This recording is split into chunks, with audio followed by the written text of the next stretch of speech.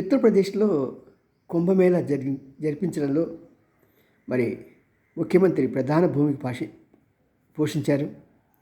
ఎక్కడ అవాంతరాలు రాకుండా, అంతేకాదు ఎక్కడ ఎన్ని రాష్ట్రాల్లో ఎంతమంది ప్రజలు వస్తారు అవన్నీ కూడా ఒక చక్కని అంచనా వేసి ఎక్కడ ఒకరికి ఒకరి ఇబ్బంది కలగకుండా చాలా చక్కగా మేనేజ్ చేశారు. మాట్లాడి 40 కోట్ల మంది స్నానం చేశారంటే almost 2/3 of the Indian population మనకి అక్కడ కనిపించింది. అంతేకాదు అక్కడ బయట హోటల్స్ వాటిని కూడా చాలా చక్కగా నిర్వహింపు చేసేటట్టుగా ముందు నుంచి ప్రతి జాగ్రత్త తీసుకున్నారు.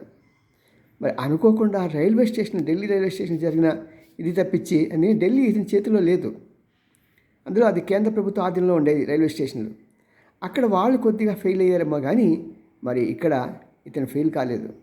మరి ఇలాంటి గొప్ప ముఖ్యమంత్రికి మనంతా కూడా సహకరిస్తూ ఒక్కసారి హుప్ హుప్ హురే అనుకుందాం. సరేనా? బాయ్.